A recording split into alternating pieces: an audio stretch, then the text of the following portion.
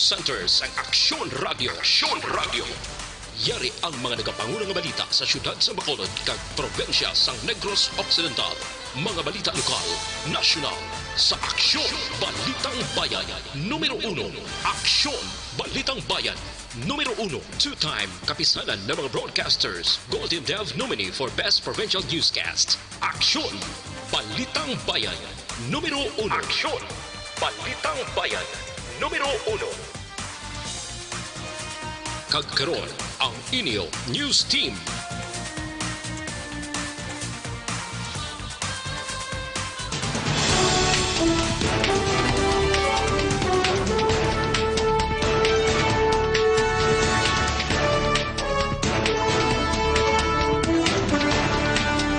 Sa ato nagapanguna nga mapagulong dinalan sa mga balita lokal, mag-asawa nga mag-aangkasanay sa motorsiklo nga magbakal sang essential goods pahanugutan na diri sa syudad sang Bacolod. Bacolod PNP ginapaabot ang pagdagsa sa mga tawo subong nga adlaw. Sa balita nasyonal, gintugang ang kalitan sang Bagyo Ambo sa Pilipinas nagdangat sa kapin 80 milyones pesos.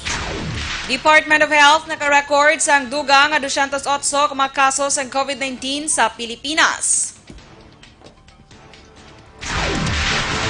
Maayong aga Bacolod, maayong aga binugabahin sang Western Visayas. Karon nga adlaw, Lunes, Mayo 18, 2020. Ang inyong news team, Aksyon, Dorel, Cabatu. kag Aksyon Boy Duran, ang mga balita lokal pagkatapos lamang sa Para labanan ang banta ng COVID-19 sa ating bansa, mahalaga ang kooperasyon ng bawat isa.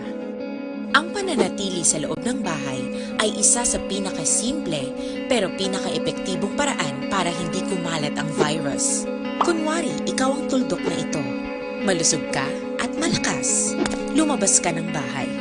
Ang hindi mo alam, may nakasalamuha ka ng may COVID-19.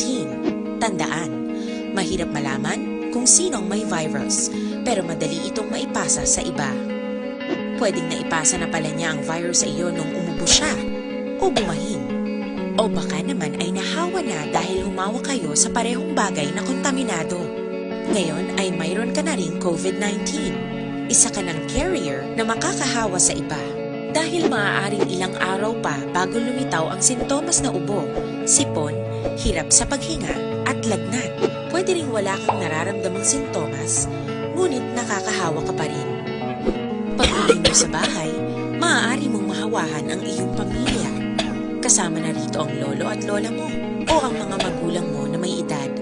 Sila ang may pinakamahina na depensa laban sa virus. Ang mga may sakit sa puso, diabetes, high blood, at iba pang pre-existing conditions at mga buntis, mahina ang panlaban sa COVID-19.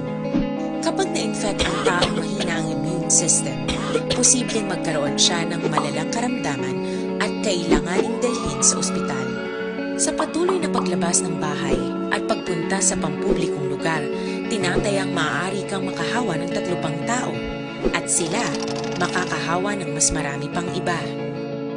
20% ng mga nahawa ay maaaring maospital at dadami ng dadami ito habang mas kumakalat pa ang virus. Bukod sa dumaraming COVID-19 patients, marami pang ibang may sakit ang nasa mga pagamutan. Ang mga pasyenteng malubhang-malubha na ang karamdaman, hindi na maaasikaso. Wala ring lugar para sa mga pasyenteng may ibang karamdaman. Kaya nating iwasan ang patuloy na pagkalat ng COVID-19 kung iisipin natin ang kapakanan ng iba. Kailangan nating isipin at kumilos na parang bitbit na natin ang virus para hindi ito kumalat pa sa iba. Sundin ang social distancing. At hanggat maaari, manatili sa loob ng bahay. Kung talagang kinakailangang lumabas, panatilihin ang 1 metrong layo sa ibang tao. Maging malinis din sa katawan at sa kapaligiran. Parating maghugas ng kamay gamit ang sabon at tubig. At i-disinfect ang mga bagay na madalas hinahawak. Aksyon Balitang Bayan. Numero 1.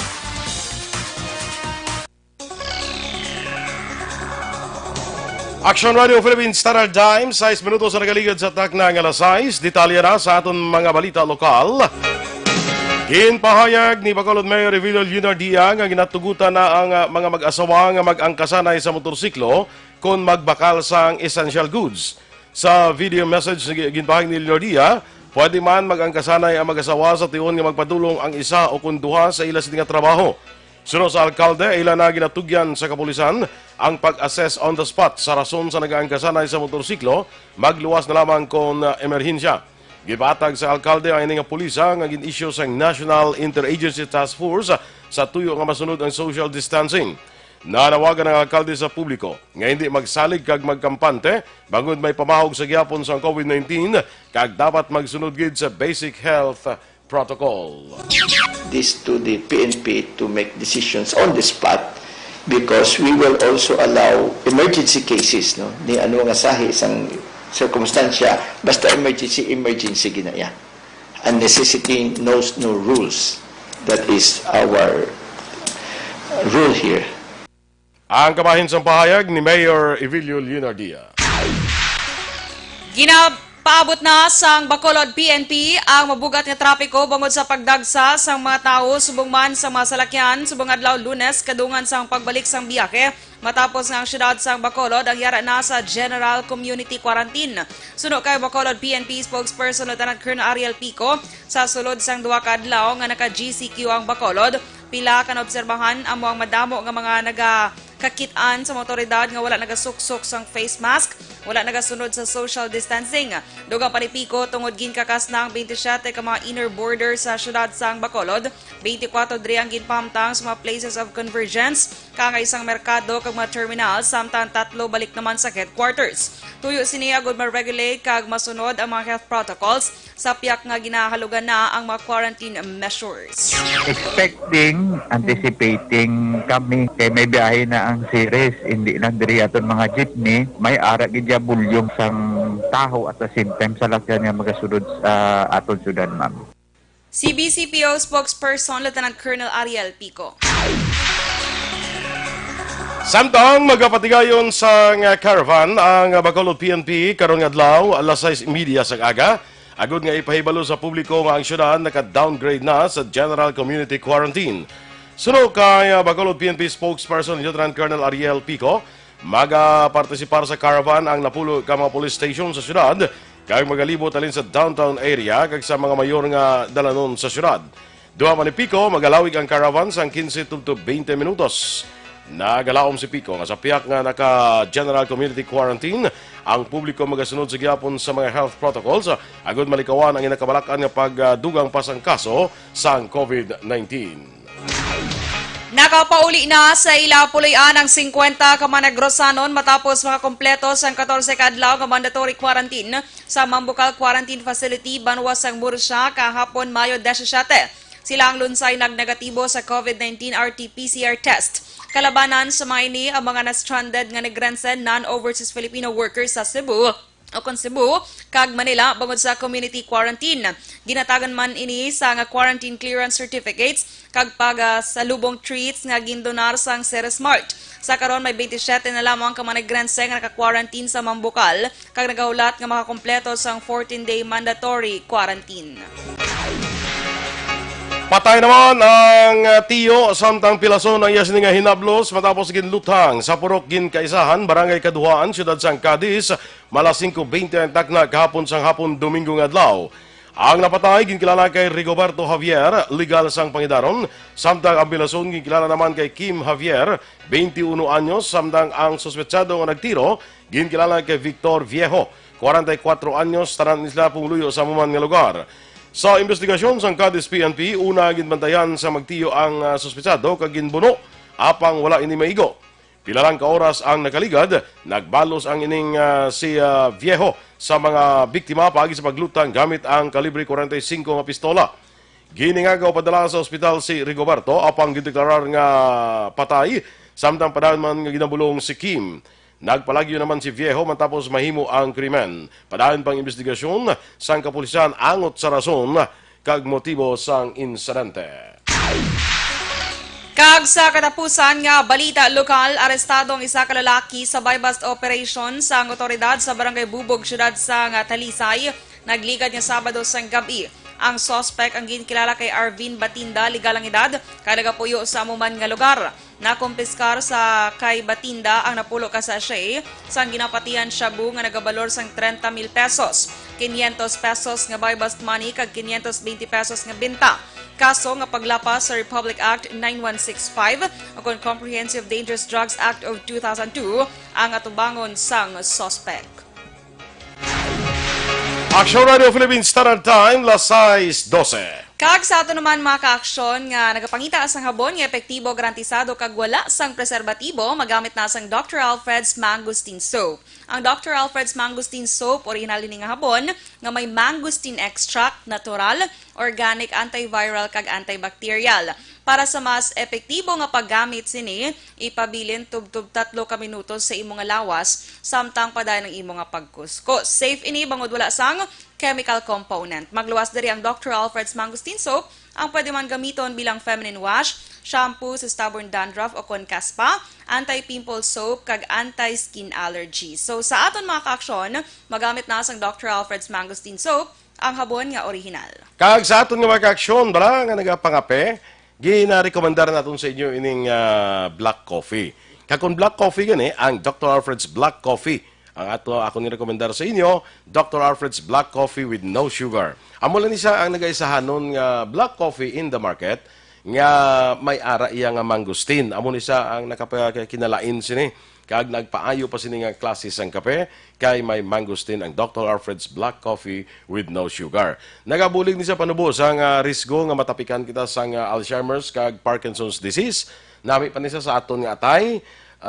Nami man siya sa paglikaw naton bala sa diabetes kag nagabulig pa no sa aton sini nga weight loss kag nagatindo pa sa aton colon o kontinae kadamo-damo sang iya sini nga benepisyo nga mahatag sa aton kag kung timplahon nimo bubuan nimo sa mainit nga tubig ang aroma mahamot kayo ang aroma sang Dr. Alfred's Pure Mango kung sang Dr. Alfred's Black Coffee with no sugar. So diri kita kun kape, diri kita sa black coffee, Dr. Alfred's Black Coffee with no sugar, ang nagaisahanon nga kape nga black coffee nga may mangosteen.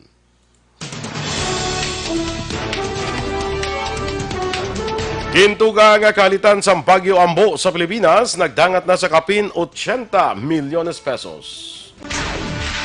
Samtang DOH nakarecord sang dugang at 208 ka mga kaso sang COVID-19 sa Pilipinas. Ang nagapuna natin nga mabalita nasyonal sa pagbalik sa Aksyon Balita Morning Edition. Para labanan ang banta ng COVID-19 sa ating bansa, mahalaga ang kooperasyon ng bawat isa. Ang pananatili sa loob ng bahay ay isa sa pinakasimple pero pinaka-epektibong paraan para hindi kumalat ang virus. Kunwari, ikaw ang tuldok na ito. Malusog ka at malakas. Lumabas ka ng bahay. Ang hindi mo alam, may nakasalamuha ka ng may COVID-19. Tandaan, mahirap malaman kung sino ang may virus, pero madali itong maipasa sa iba. Pwedeng naipasa na pala niya ang virus sa iyo nung umubo siya, o bumahin. O baka naman ay nahawa na dahil humawa kayo sa parehong bagay na kontaminado. Ngayon ay mayroon ka na ring COVID-19. Isa ka ng carrier na makakahawa sa iba. Dahil maaaring ilang araw pa bago lumitaw ang sintomas na ubo, sipon, hirap sa paghinga at lagnat. Pwede ring wala kang nararamdamang sintomas, ngunit nakakahawa ka pa rin. Pag-uwi mo sa bahay, maaari mong mahawahan ang iyong pamilya. Kasama na rito ang lolo at lola mo o ang mga magulang mo na may edad. Sila ang may pinakamahina na depensa laban sa virus. Ang mga may sakit sa puso, diabetes, high blood, at iba pang pre-existing conditions, at mga buntis, mahina ang panlaban sa COVID-19. Kapag na-infect ang taong mahina ang immune system, posibleng magkaroon siya ng malalang karamdaman at kailanganing dalhin sa ospital. Sa patuloy na paglabas ng bahay at pagpunta sa pampublikong lugar, tinatayang maaari kang makahawa ng 3 pang tao at sila makakahawa ng mas marami pang iba. 20% ng mga nahawa ay maaaring maospital at dadami ng dadami ito habang mas kumakalat pa ang virus. Bukod sa dumaraming COVID-19 patients, marami pang ibang may sakit ang nasa mga pagamutan. Ang mga pasyenteng malubhang-malubha na ang karamdaman, hindi na maaasikaso. Wala ring lugar para sa mga pasyenteng may ibang karamdaman. Kaya nating iwasan ang patuloy na pagkalat ng COVID-19 kung iisipin natin ang kapakanan ng iba. Kailangan nating isipin at kumilos na parang bitbit na natin ang virus para hindi ito kumalat pa sa iba. Sundin ang social distancing. At hanggat maaari, manatili sa loob ng bahay. Kung talagang kinakailangang lumabas, panatilihin ang 1 metrong layo sa ibang tao. Maging malinis din sa katawan at sa kapaligiran. Parating maghugas ng kamay gamit ang sabon at tubig. At i-disinfect ang mga bagay na madalas hinahawakan. Ang mahalaga, mapabagal Kag sa ato naman mga ka-aksyon na kay balong ng pagkalat ng COVID-19. Para mas kakaunti ang mga kailangang magpa-ospital at mabawasan ang mga Pilipinong magkakasakit. Magiging epektibo lamang ito kung mananatili tayo sa bahay. Sundin ang social distancing. Isang maliit na sakripisyo para sa buhay ng kapwa nating Pilipino. Tulong-tulong tayo. Let's beat COVID-19.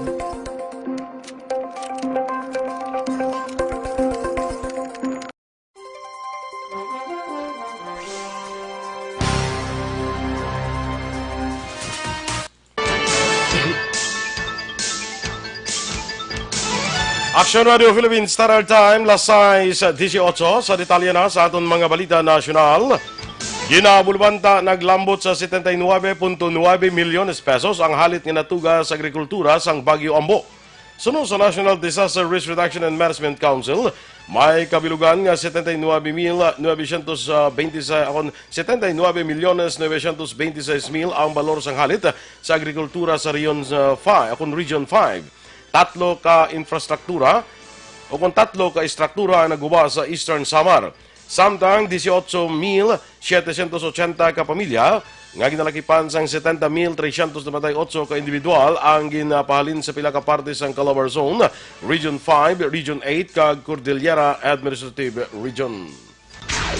Naka-record sang 208 ka panibagong nga kaso sa COVID-19 ang Department of Health. Ini ang ginabugusan sang 174 sa NCR, isa sa Region 7 kag 33 sa nagkalain-laing nga rehiyon. Ang Pilipinas ang may kabilugan na nga 12,513 ka kumpirmado nga kaso sang COVID-19. Ang DOH naka-record sang 74 ka recoveries kag ini ang nagbutang sa kabilugan nga 2,635 ka mga naka-recover. Samtang yara na sa 824 ang kaso sa nagkalamatay matapos sa dugangan sang 7 ka mga panibago. Naglambot na sa 906 ang recovery sa mga healthcare workers nga na-infect sa COVID-19 matapos na dugangan sang 61. Naka-record naman ang Department of Health sang kabilugan nga 2,311 ka health workers nga nagpositibo sa COVID-19. Sa amo nga kadamoon, 1,000 ang mild cases, 364 ang asymptomatic, 4 ang severe, kag 1 ang critical condition. Samtang nagkapabilin sa 35 ang record sa mga napatay sa mga healthcare workers. Naglambot na sa masobra 7,000 ang kadamoon sa mga overseas Filipino workers o kon OFWs nga natagan sa quarantine clearance. Sunod sa Philippine Coast Guard o kon PCG, yara sa kabilugan nga 7,181 ka OFWs ang mayara na sang certificate gikan sa Philippine Red Cross kag quarantine clearance gikan sa Bureau of Quarantine. Ini matapos magwa ang negatibo nga RT-PCR testing para sa COVID-19. Sa pagsinapol sa Mayo 14, ginpahayag sang PCG nga magapangayo sila sa kooperasyon sa mga local manning agency para sa luwas kag maayo nga transportasyon sa mga OFW pauli sa ilatag sa ka mga puloy-an. Nagdagat naman sa 37 ang bagong kaso ng COVID-19 sa mga Pinoy abroad. Sa datos ng Department of Foreign Affairs, tubtob sang kahapon nga adlaw Mayo 17, yara na sa 1,397 ang kumpirmado nga kaso ng COVID-19 sa mga Pinoy sa luwas sang pungsod, halin ini sa 46 ka kapungsuran kag riyon. Sa nasambit nga kadamoon, 1,294 ang padayon nga ginabulong sa naglain-lain nga ospital. Kapi naman sa 826 na ka-overseas Filipinos ang naka-recover sa masakit o kung na-discharge na sa ospital. Samtang 277 na ang napatay sa mga Pinoy abroad tungod sa COVID-19. Nagsaka na sa 12,000 ang kapasidad sa daily testing capacity sa Philippine Red Cross matapos ma-certify bilang Coronavirus Disease 2019 o COVID-19 Center ang ilang biomolecular laboratory sa Port Area, Manila. Sunod kay PRC Chairman Richard Gordon, ang laboratory ang nakapasar sa proficiency test nga ginpatigayon sa Research Institute for Tropical Medicine sa itong Biyernes. Ang Port Area Laboratory ay katatlong laboratory nga na-credit kag ang tanang laboratorio ang may 4 ka polymerase chain reaction o PCR machine sa din makaproseso sa kabilugan nga 4,000 ka test kada adlaw. Sunod pa kay Gordon, ang 2 ka laboratories ang makapatigayon man sang 8,000 ka test kada adlaw. Dugang pa ni Gordon, ang Philippine Red Cross ang magabukas ng 4 pa ka mga testing centers sa Subic, Clark, Batangas, kag Los Baños sa masunod nga semana. Hindi na dapat nga manukot sa mga bago kag dugang nga buhis ang gobyerno karon nga wala pa nakabangon ang mga negosyo nga nagsira o kung napierde bangod sa COVID-19 crisis. Ini ang ginpahayag ni Senator Amy Marcos kag dapat himuon sang gobyerno ang baguhon ang inatalakay pa nga Corporate Income Tax and Incentives Reform Act o kung sitira. Sunod sa nagapamuno sa Senate Committee on Economic Affairs, ang dapat himuon among dugangan pa ang inahatag nga tax reductions, deferrals kag exemptions. Ginkalipay naman sa senadora ang payag sa mga economic managers ng gobyerno nga bukas sila sa calibration sang sitira kag hindi dapat dalion ang mga mamalida nga ipasar ini. Luyag man ni Marcos nga malakip sa sitira ang buhin sang tubtub 5% sa ginasukot sa buhis sa income sang mga negosyo. Gintawag nga impractical ni Manila Archdiocese Apostolic Administrator Bishop Roderick Pabilio ang restrictions ng Interagency Task Force on Emerging Infectious Diseases anggot sa religious gatherings, partikular na sa kadamuon sa mga tao nga pwede pasugtan. Sunod kay Pabilio, ang IATF dapat nagpatuman sang isa tugtog 2 ka metros nga physical distancing regulation sa kada persona sa sulod sang simbahan. Pathag ni Pabilio, ginambi-abi sini nga ginpasugtan na ang religious gatherings, apang impractical naman ang limitasyon nga tugtog na pulo lamang ang makasulod sa simbahan. Dugang pa ni Pabilio nga malapad ang simbahan kung ikumparar sa pila ka institusyon nga ginpasugtan sang IATF nga maka-operate sang 50%. Palayag pa ni Pabilio nga ginhimo ang desisyon nga wala sang konsultasyon sa Catholic Church. Ginaduso naman ni Marikina City Representative Bayan Fernando nga hatagan sa otoridad ang mga barangay sa pag-identify sa mga benepisyaryo sa emergency cash subsidy halin sa gobyerno kag sila kung sila na mismo ang maghatag sang cash. Tuyo sa proposal ni Fernando nga papadasig kag mapahapos ang maparagtag sang ayuda sa idalom sang Social Amelioration Program agud ibulig sa mga low-income families nga apektado sang COVID-19 crisis. Sunod kay Fernando, dapat i-konsiderar ay kasarang sang barangay tungod ako ang ilang katungdanan agud mapalambot ang mga programa sang gobyerno nasyonal. Duha pa ni Fernando, kinahanglan lamang nga obrahon sa mga opisyal sa barangay ang pag-update sa listahan sa mga low-income families nga sertipikahan sang sangguniang barangay paagi sa resolusyon. Ang listahan kinahanglan ibutang sa pampubliko nga lugar kag padalan man sang kopya ang Department of Interior and Local Government para sa ila kaugalingon nga review. Naka-release na sa malapit 1.5 bilyones pesos ang gobyerno bilang ayuda sa mga apektado nga overseas Filipino workers o OFW tungod sa COVID-19.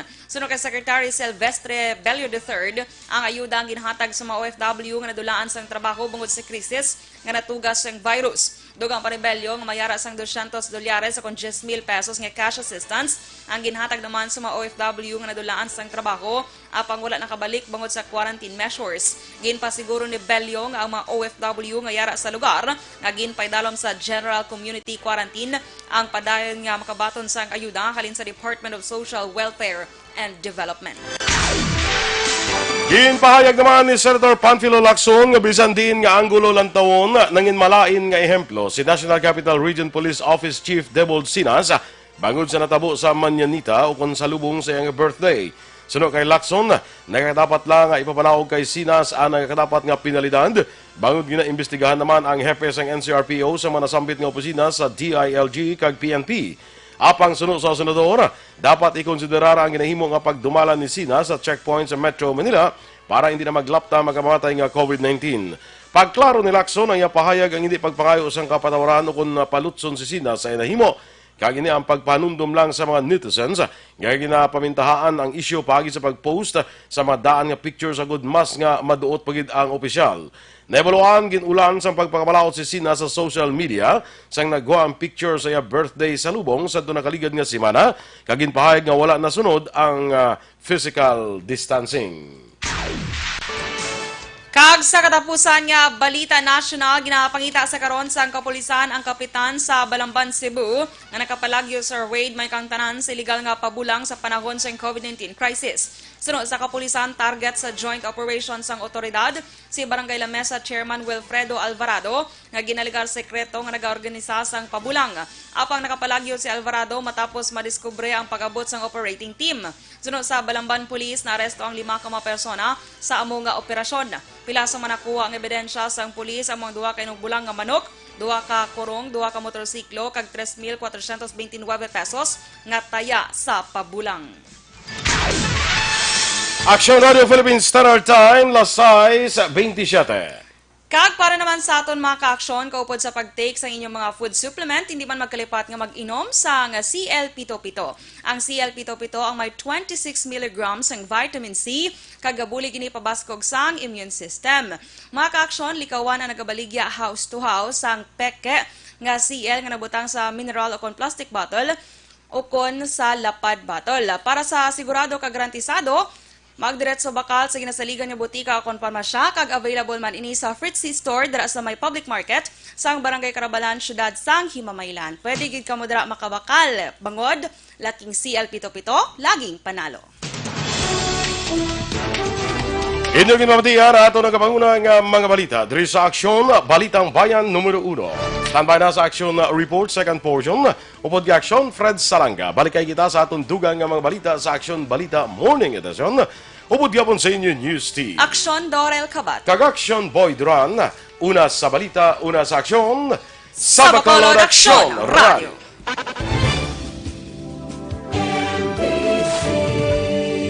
Manila Broadcasting Company. Sa balita, komentaryo, isyu,